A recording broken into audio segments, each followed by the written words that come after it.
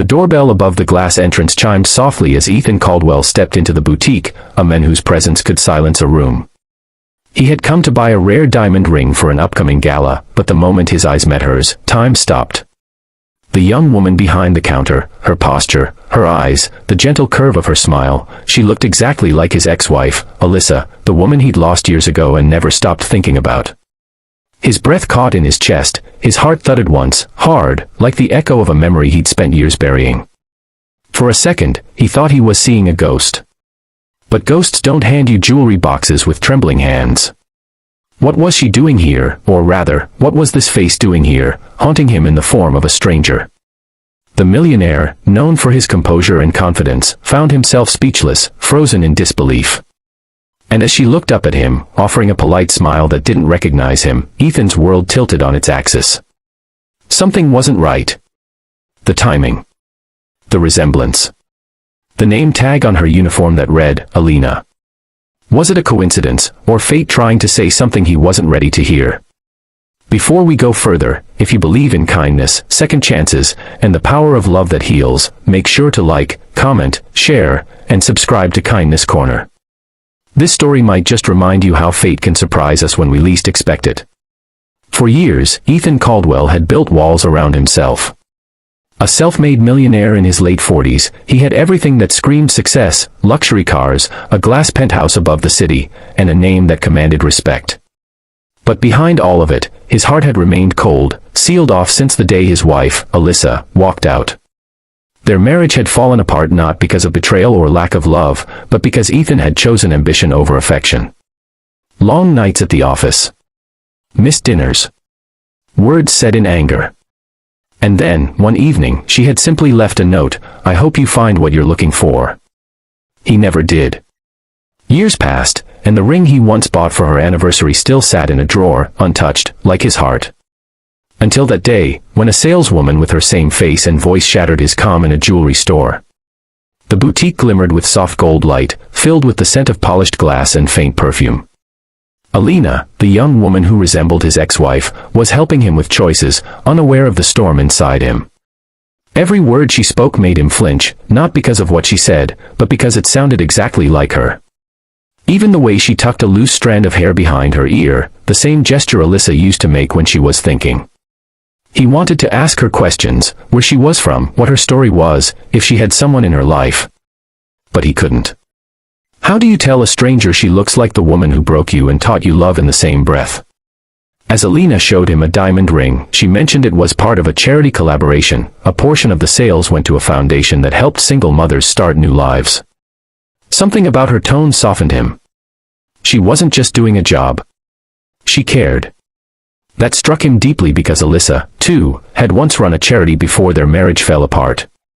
Ethan's chest tightened as he studied her. She was kind to every customer, gentle with her words, humble in her movements, everything that had drawn him to Alyssa years ago. But when she looked into his eyes, he saw no trace of recognition, no flicker of shared history. Only warmth. "Sir, are you all right?" she asked quietly when she noticed his silence. He forced a faint smile. "You just remind me of someone." She smiled politely, used to hearing such things, and continued packing the ring. But Ethan lingered, unable to leave. He noticed a small photograph tucked under the glass counter, a picture of Alina holding a little boy. Something in that image tugged at his soul. He hesitated, then asked softly, "Your son?" Her expression brightened.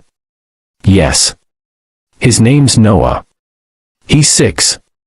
Ethan nodded slowly, a lump forming in his throat.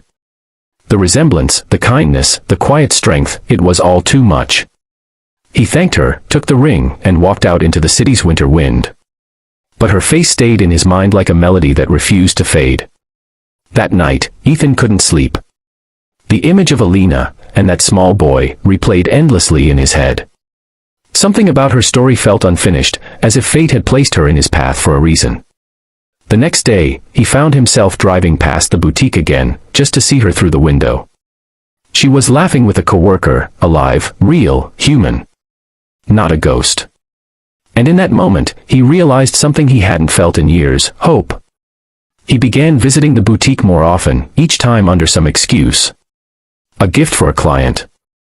A necklace for a fundraiser. He never crossed a line, never confessed the real reason he came. But Alina began to notice. She'd tease him lightly about being a loyal customer. What she didn't know was that every visit helped Ethan heal a little more, not because she was Alyssa, but because she wasn't. She was a reminder that kindness, compassion, and second chances still existed in a world that had turned him cold. Weeks passed. One afternoon, he finally opened up, telling her about his late wife, his regrets, and how he had lost himself chasing money. Alina listened quietly, her eyes soft with empathy. Then, after a pause, she said something that changed everything. "You know," she said gently, "sometimes life takes away what we love most, not to punish us, but to make room for something new. Maybe not the same, but still beautiful." Ethan's eyes stung. Her words echoed through him like sunlight breaking through clouds. That day, he left without buying anything, but for the first time in years, he felt lighter. Over the next few months, Ethan started to change. He reconnected with old friends, funded a new charity in Alyssa's name, and began volunteering at Alina's foundation for single mothers. Each time he saw her and her little boy, he realized that healing didn't come from replacing the past, it came from forgiving it.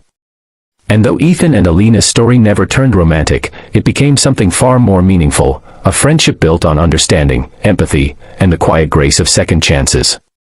If this story touched your heart, please like, share, and subscribe to Kindness Corner, because sometimes, one small act of compassion can change someone's entire world. And before you go, comment below. Do you believe fate brings people back into our lives for a reason?